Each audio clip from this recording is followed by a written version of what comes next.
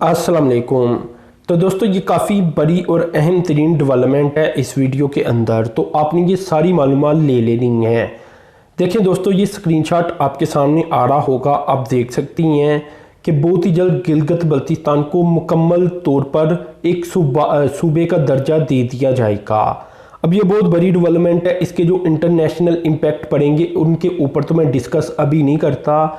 अभी मैं सिर्फ इसकी मालूमात दे देता हूँ कि गिलगित बल्तिस्तान के लिए क्या कुछ होगा अगर तो ऐसा हो जाता है।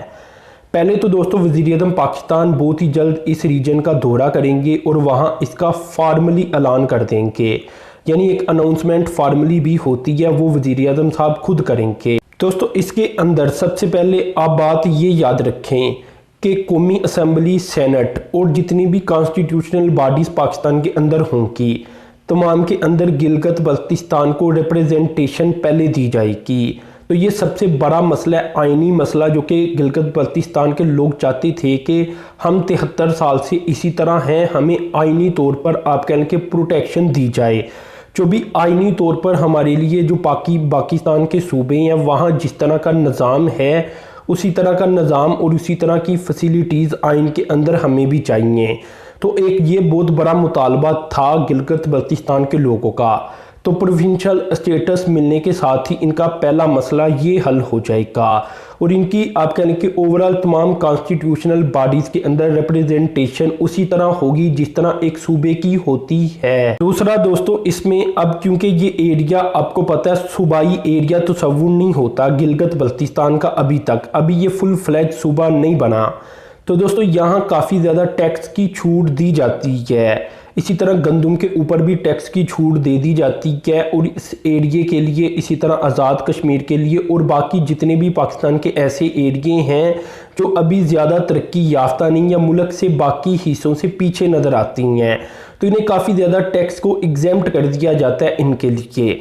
तो बताया ये गया कि अगर इन्हें सूबाई दर्जा दे भी दिया जाएगा तो तब भी इनके ऊपर टैक्स की छूट रहेगी। तो ये एक बहुत बड़ी चीज़ है, बहुत बड़ी डेवलपमेंट है जिससे इन लोगों को तरक्की करने में ज़्यादा मदद मिलेगी। इसके बाद दोस्तों तमाम जो स्टेक होल्डर्स हैं इसके उनके साथ डिस्कस करने के बाद ये कदम उठाया जाएगा, ये भी बात आप याद रखें, क्योंकि इसके इंटरनेशनल इम्पैक्ट भी पड़ सकती हैं। आपने चाइना और इंडिया को तो देख लिया कि इंडिया ने एक कदम उठाया और इसका हाल क्या कर दिया चाइना ने। अभी पाकिस्तान को तो ऐसी कोई प्रॉब्लम नहीं होगी इंशाल्लाह, क्योंकि इंडिया में इतनी ताकत नहीं जितनी कि चाइना के अंदर ताकत है कि वो इंडिया को रोल सके या रोंद सके, लेकिन इंडिया के अंदर इतनी नहीं कि पाकिस्तान कोई स्टेप ले और इंडिया इसके खिलाफ जाए। खैर खिलाफ तो वो जाएगा, लेकिन जिस तरह चाइना गया उस तरह इंडिया नहीं जा सकता। अब देखें दोस्तों, आगे बढ़ता हूँ और आगे फैसिलिटीज़ के ऊपर काम किया जाएगा। अगर सूबाई तौर पर इसे दर्जा दे दिया जाना है तो फैसिलिटीज़ सबसे अहम चीज़ होती है, तो ये सारी मालूमात भी आप ज़रूर लें। फैसिलिटीज़ के अंदर दोस्तों यहाँ इकनॉमिक जोन्स बनाए जाएंगे CPEC के तहत, जिस तरह पंजाब, बलूचिस्तान, सिंध और KPK के अंदर बनाई जा रही हैं, उसी तरह यानी एक स्पेशल स्टेटस के तहत बना दिए जाएंगे। इसके बाद दोस्तों बात आ जाती है हेल्थ की। तो हेल्थ के लिए जितने भी डिस्ट्रिक्ट हेडक्वार्टर होंगे इस एरिए के तमाम के अंदर MRI और जो स्कैन्स मशीनें होती हैं जैसा कि CT स्कैन, ये तमाम की तमाम मशीनें वहाँ ज़रूरी अवेलेबल करवाई जाएंगी। और अगर मज़ीद दोस्तों छोटे लेवल के ऊपर आ जाया जाए बेसिक यूनिट के अंदर, तो वहाँ अल्ट्रासाउंड की फैसिलिटीज़ हर बेसिक यूनिट के अंदर होगी। तो ये काम इसके सूबाई स्टेटस के फ़ौरन बाद हो जाएंगे। रीज़न इसका ये है कि फिर इन्हें स्पेशली फ़ंड भी दिए जाएंगे और इन्हें ऊपर उठाने की कोशिश की जाएगी। अब दोस्तों इस एरिया का पोटेंशियल है असल टूरिज़म। जाहिर सी बात है यहाँ कोई बड़ी बड़ी इंडस्ट्री तो हम लगा नहीं सकते, क्योंकि ये एरिया है ही टूरिज़म वाला। तो टूरिज़्म के लिए बहुत सारे स्टेप उठाए जाएंगे इस कदम के बाद। इस काम के लिए दोस्तों मुख्तलिफ बैंकों के साथ ताउन किया जाएगा और गेस्ट हाउस बनाने के लिए और इसी तरह की फैसिलिटीज़ क्रिएट करने के लिए इन लोगों को कर्जा दिया जाएगा ताकि वहाँ गेस्ट हाउस बने। इसी तरह और जो टूरिज़्म इंडस्ट्री को प्रमोट करने वाली चीज़ें होती हैं वो बने, जो आप कह लें मड हाउस होती हैं, इस तरह की टाइप की बहुत सारी चीज़ें होती हैं। बहुत सारी फैसिलिटीज़ अवेलेबल करवाई जा सकती हैं अगर देखा जाए। तो वो लोगों को पैसे दिए जाएंगे कि भाई आप करें। जब वो करेंगे तो जाहिर सी बात है टूरिज़्म तो वहाँ होती ही बहुत है। तो यहाँ फिर लोग आएंगे और ये पैसे जनरेट कर पाएंगे और इस तरह एक निज़ाम इनका क्रिएट किया जाएगा। अब दोस्तों टूरिज्म तो इनका पोटेंशियल ठीक है, लेकिन टूरिज्म के लिए तो जाना पड़ता है इस एरिया के अंदर, और इस एरिया में जाने के लिए ट्रांसपोर्ट का बेहतर होना बहुत ज़रूरी है। तो जाहिर सी बात है, आप जानते हैं कि सीपैक के तहत सबसे पहले यही एरिया डेवलप होगा, क्योंकि इसी एरिया से गुजर कर तो चाइना के साथ कनेक्टिविटी बढ़ती है।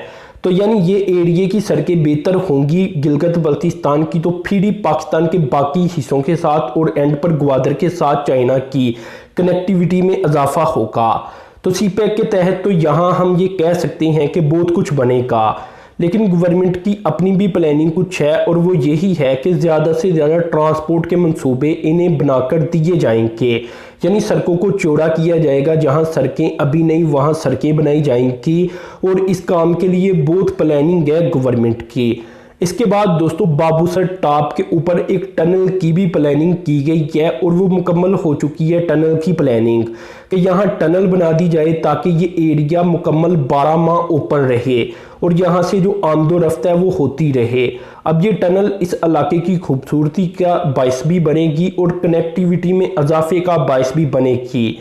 तो बाबूसर टॉप के बारे में आप बेहतर जानते होंगे, जो लोग ट्रैवल करते हैं, कि वहाँ अगर सर्दियों में देखा जाए तो शायद वो रास्ते बंद हो जाती हैं। अब दोस्तों बात आ जाती है इसके बाद एजुकेशन की। तो एजुकेशन के लिए यहाँ मुख्तलिफ टेक्नोलॉजी के सेंटर्स बनाए जाएंगे, और साथ में इसके जो इंजीनियरिंग एंड साइंस टेक्नोलॉजी के ऊपर स्टडीज़ होती हैं इनका आगाज़ करवाया जाएगा, और इस काम के लिए यूनिवर्सिटीज़ और कॉलेजेस को वहाँ बनाया जाएगा। अब देखें दोस्तों, क्योंकि ये एरिया बहुत ही खूबसूरत एरिया है, तो ओवरऑल इस पूरे गिलगित बल्तिस्तान के रीजन को प्रोटेक्टेड एरिया के नाम से, या ओवरऑल आप इस तरह कह सकते हैं कि जो गवर्नमेंट की तरफ से एक खास एरिया को प्रोटेक्टेड एरिया डिक्लेयर कर दिया जाता है, तो यहाँ पूरे गिलगित बल्तिस्तान को ही प्रोटेक्टेड एरिया डिक्लेयर कर दिया जाएगा, जिसे फिर आप कह लें कि यहाँ की जो सफाई सुथराई है ये इसके ऊपर तेज़ी के साथ और सख्ती के साथ अमल करवाया जाएगा। इसी तरह यहाँ की जो इलाकाई सिचुएशन है इसे बदलने के लिए और दोबारा से बेहतर करने के लिए जो बिलियन ट्री सुनामी है उसके तहत यहाँ और भी बहुत सारे मंसूबे लॉन्च किए जाएंगे। तो दोस्तों ये है गवर्नमेंट की प्लानिंग गिलगित बल्तिस्तान के लिए फ्यूचर के अंदर ये सूबा बनने जा रहा है, और जब ये हो जाएगा तो यहाँ इंशाल्लाह तरक्की के दरवाजे खुल जाएंगे। तो दोस्तों अपने चैनल को सब्सक्राइब कर देना, साथ में जो बेल के आइकन पर क्लिक कर देना। अब तक के लिए इतनी था, अल्लाह हाफिज़।